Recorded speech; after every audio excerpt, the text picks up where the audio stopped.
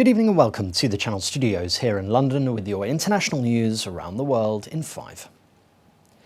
Ukrainian cities and infrastructure have been hit by Russian airstrikes for a second day after Monday saw the most widespread attacks for months.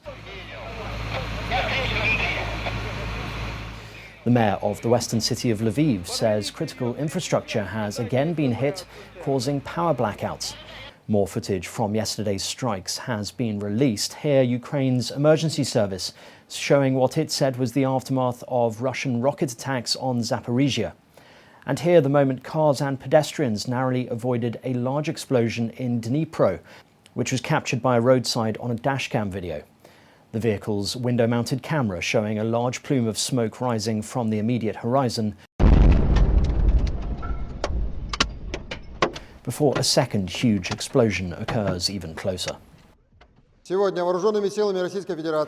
And Russia says it continues to launch long-range airstrikes on Ukraine's energy and military infrastructure. Meanwhile, US President Joe Biden and the leaders of the other G7 industrialized countries have held an emergency meeting to discuss the situation in Ukraine. The leaders of the US, UK, France, Germany, Italy, Japan and Canada had been joined by Ukrainian President Volodymyr Zelensky. Mr. Zelensky pushed the case for more military assistance. Hong Kong has said it will not seize the super yacht of a Russian oligarch who is under Western sanctions. Chief Executive John Lee said Hong Kong would be accountable to United Nations sanctions, but not unilateral ones imposed by individual jurisdictions. The 521 Russia's President Vladimir Putin and one of the country's richest men. His yacht arrived in Hong Kong last week after sailing from Russia.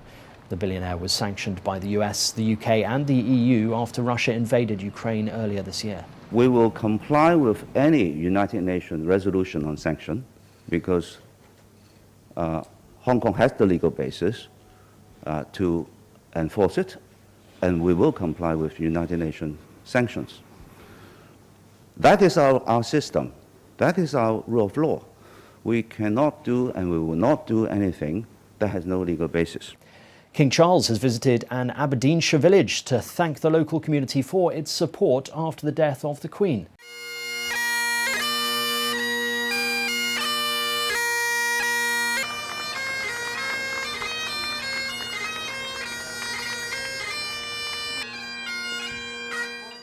Along with Camilla, the Queen Consort, he attended a reception in Ballater, a few miles from Balmoral, where the Queen died in September.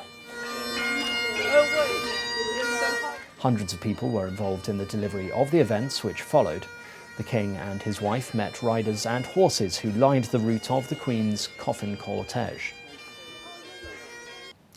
A 52-year-old Libyan has launched an initiative which aims to clean the waste and garbage that are widespread on the beaches of Libya, hoping to put an end to pollution there.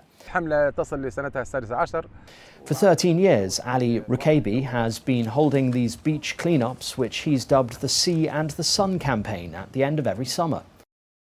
The campaign has gained a huge following over the years, as many people come to comms from across the country to do their part. People, including children, head to the beaches carrying plastic bags and filling them with garbage and rubbish. And finally, a flying two-seater car has soared over Dubai's skyline during GITEX 2022, the city's annual flagship technology event, during a demonstration of the future of travel.